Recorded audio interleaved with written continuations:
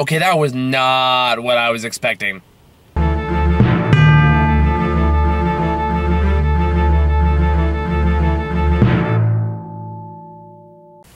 Alright guys, sorry, it's a solo night again. I think everyone's still kind of recovering from January. And this year has been just fucking rough so far, so everyone's kind of been having a hard time.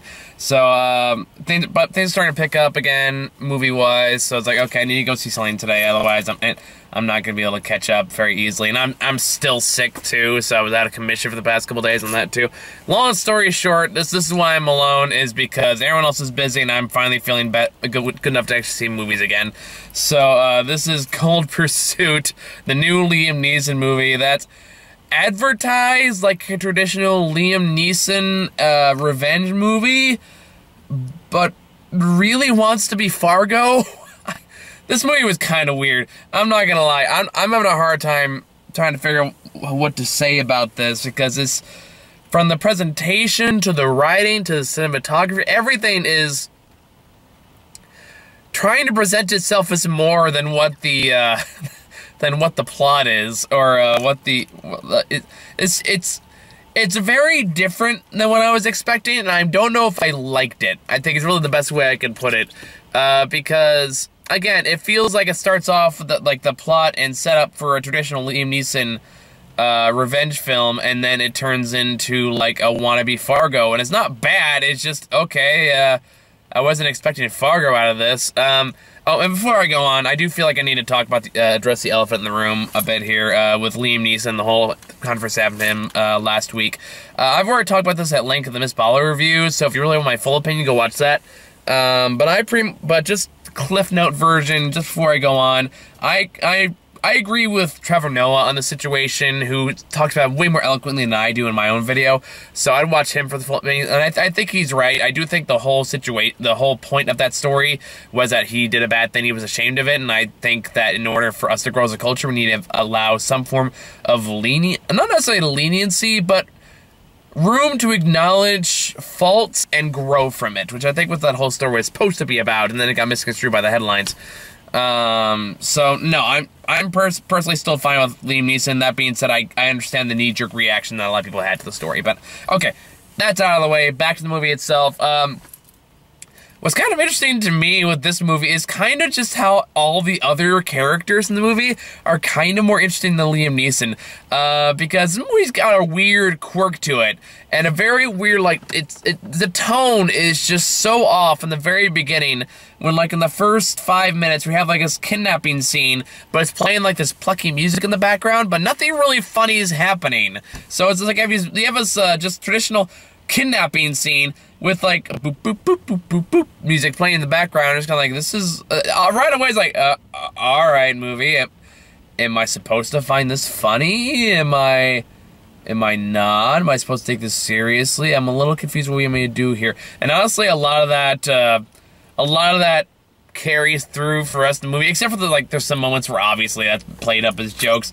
But man, it kind of turns more into... I'm still processing this. I'm trying to figure out what to say about this. Also, one of my ears has been clogged all day, too, because I accidentally irritated my inner ears, so that's also kind of throwing me through a loop, on top of throwing what's easily the most the weirdest film I've seen this year so far. Granted, it's only February, but right off the bat, it's like, this movie just off-putting. There you go. That's what I'm looking for. This movie's a bit off-putting. Because it just has... It's just so weird. Not like the favorite weird, where you can kind of appreciate the more you think about it. Just weird as in, I'm not sure why this is the direction they went with this. So yeah, maybe if I talk about the plot, that'll help me get my thoughts together on this. So the plot of the movie is pretty basic. Liam Neeson lives in, I think it's in Ohio, in this little town called Kehoe, with his wife and his son. Whose son works at the airport, with his other friend who tries to steal drugs from the drug runners up there. Well, one of the drug runners up there, whose name I forget. Who is? We'll get to him in a minute. But anyway, long story. Not even a long story. They get kidnapped by the drug people, wanting their drugs back, and they kill the son with an overdose. and Liam Neeson finds out that it was murder, and he wants to go back and kill all the gang people. And that's the basics of the story, and that's pretty much the story throughout the whole movie. Where it gets weird is when the writing and the characters come in, because again, it's a Liam Neeson revenge movie, but it's written like it's trying to be like something from the Coen brothers, and right off the bat you have these quirky characters. You have this like oftentimes conversations that don't really do anything except add character, which isn't necessarily a bad thing, because at the very least they're entertaining stories. Like there's this whole part where one guy talks about how he's in a what do you call it, like the motel trick, where he has God damn, this ear thing's bugging me, where like he goes to 100 motels a year, so every time he puts up a little sign that gets the clean ladies in there, or the maids, and he goes in his bed stark naked and puts like a little teepee of a $20 bill and basically dares them to the maids to grab it so they can have sex, and he says apparently that says a 31% success rate is what he says in the movie. There was a long sequence of this there's a long sequence of just him telling the story. It doesn't really add anything to the story, but it's kind of one of those like, oh, okay, that was interesting, I'll give you that. That was not what I was expecting out of this. And there's a lot of stuff like that. Like, there's the main bad guy, who I don't remember his name. I'm just calling him Captain Bobblehead, though, because no matter what he's doing, in every scene he's in, he's talking like, he's talking like a discount Tarantino. He really is. And he's moving around, and there's no point, like, any scene he's in where he's not moving his head kind of like he's waving around in the wind, kind of. He's playing, it's like everyone on the bad guy's side is playing it like they're rejects from from the Goodfellas. They're all acting like rejects in the Goodfellas. But there's one or two where I kind of legitimately got invested in their story. Like, there's one guy in particular, like the main henchman who watches after his son while his dad makes phone calls. And I guess the son's, like, really smart at math and not much else. And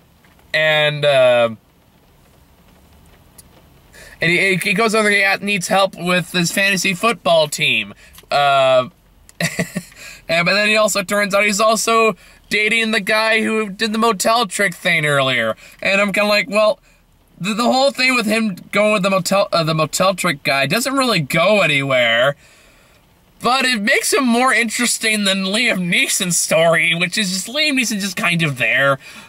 He's there to, like, continue the plot, but honestly, surprisingly, he's given, like, the least personality of all the characters in the movie. Like, even, like, Captain Bobblehead, say what you will, he's chewing all the scenery in the goddamn world, but he is a character.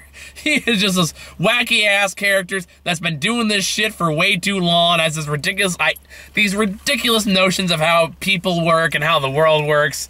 And he has a son who has just been in this life, and he just kind of accepts it and kind of goes along with it to often absurd degrees. Like, so this goes into spoiler territory, but I have to talk about this.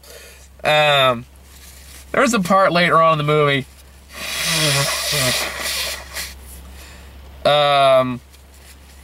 where Liam Neeson figures out who the main bad guy is, who the main, like, drug guy is, and honestly, I don't know how. I feel like I may have, like, blinked and missed a scene where he finds out, but either way, he finds out where his kid goes to school, and he goes over there and says, like, "Hi, Ethan, I'm here to pick you up. Your dad sent me." This kid doesn't ask for any identification, doesn't ask for a safe word, just goes, "Oh, okay," and just walks away with him to his van. I'm like, dude, has no kid ever taught you about stranger danger? Goddamn. Oh, before that, though, right off the bat, the first scene we get with the main bad guy sets the tone for his character. It's rain outside, so I'm sorry you guys can hear that in the background. Sets the tone for all his scenes going forward. Excuse me. Because it just involves him going to his son, and, like, the bald henchman who likes fancy football stuff goes, like, he's afraid to go to school because of bully. And the dad just goes over and leans over and is like, "I gave you Lord of the Flies. Did you not read it?" And he goes, "No." I was like, that's all you need to know about life is in Lord of the Flies. I'm like, fucking, okay. So we're doing this. All right. Well, let's see where this goes. And this is where it went. So yeah, Liam Neeson just kidnaps this child. Child, by the way, never questions it, never gets upset, never, like, causes a fuss or does anything bad or even doesn't cry. He just accepts situation and just goes along with whatever Liam Neeson tells him. And then they form a weird bond to the point where the kid just straight up asks Liam Neeson, "Hey, have you ever heard of Stockholm Syndrome? I'm not making this up." I see the weirdest shit alone. This is one of the movies I feel like I'm sad no one's here with me because I feel like no one's gonna believe me now. But anyway, so Liam kidnaps this kid. And which tells me one of two things. Either A, the kid is just really accepting of whatever's going on around him, what people tell him, or B, he's been kidnapped a bunch, which is kind of that's point B is kind of reinforced by the dialogue that the dad has later on, where, like, when he finds out his son's been kidnapped, he's like, "Oh my god, my son's been kidnapped, I need to do something." The first scene after he finds out is him going, "You're supposed to call, like, right away, that's how it works." Like, he's just done this a million times. He's not upset that he got kidnapped, he's upset that he didn't call him right away, or, like, within 24 hours. And I guess if, like, the movie went more in that direction, this movie, like, would have worked as a straight-up comedy, but, like, again, the tone isn't straight up comedy. It also tries to be, like, reflective and, like sophisticated. And again, very Coen Brothers-y, but without quite the talent of the Coen Brothers. Now again, it's not bad, it's just off-putting. And again, I'm just repeating my previous points. Like, there's another scene where initially bad guy thinks that the one who, starts killing off his guys is the, Native American gang nearby. So they start a rivalry through there, and then the Native American people figure out, like, oh wait, there's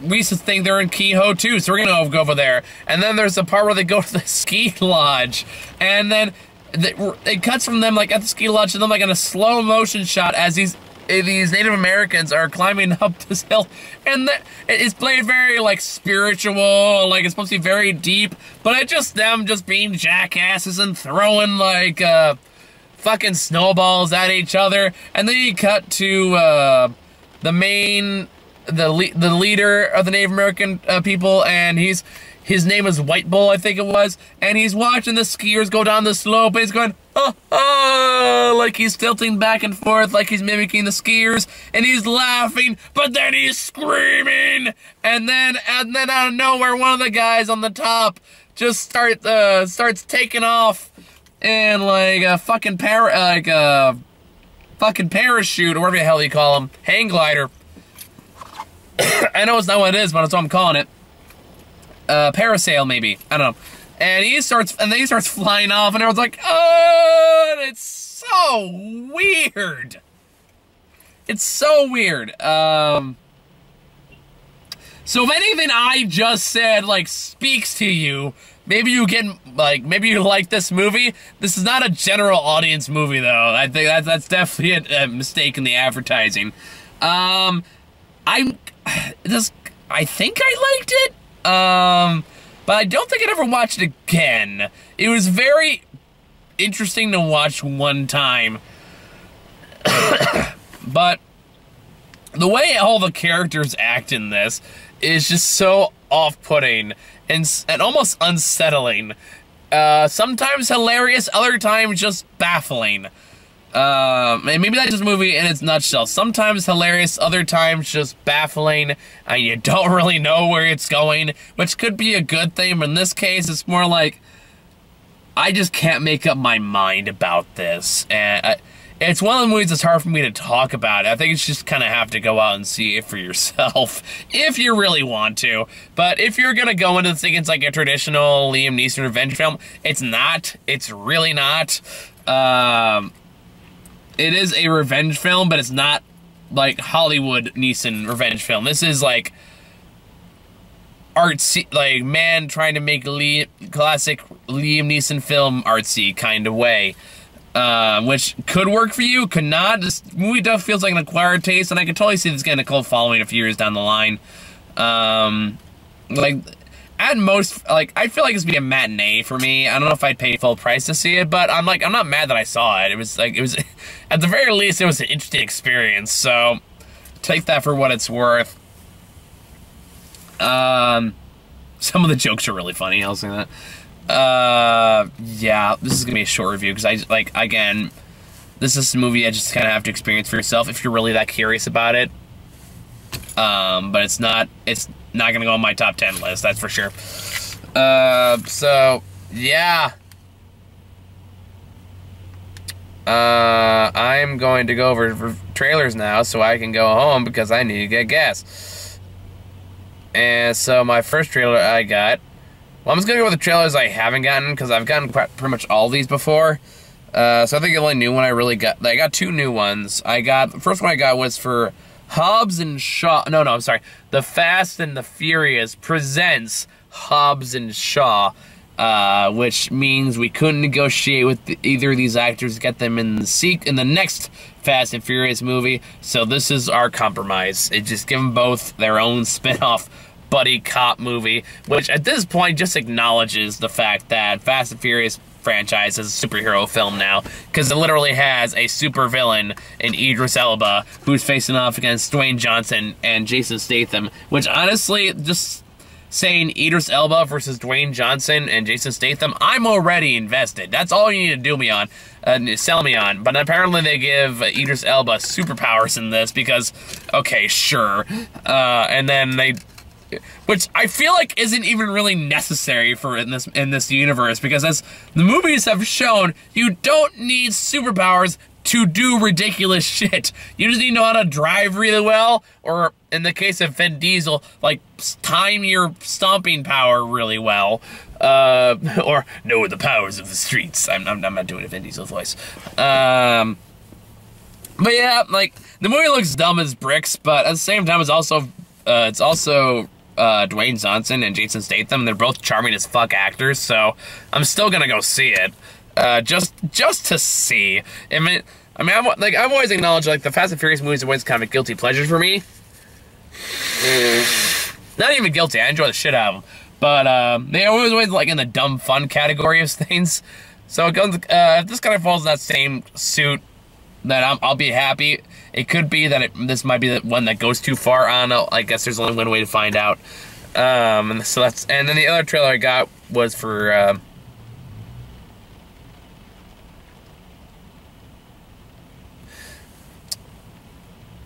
sorry, I got a tweet, so I got to strike me. John Wick 3. I apologize for all the dead air there. John Wick 3, which, yeah, I'm down. I love John Wick 1 and 2. So, I am, yeah, I mean, what's there to say? It's John Wick 2. It looks fucking awesome. I don't know how the hell they're gonna end it, but I'm dying to find out. And, yeah. That's pretty much all I got. So, yeah. Cold Pursuit. Weird movie.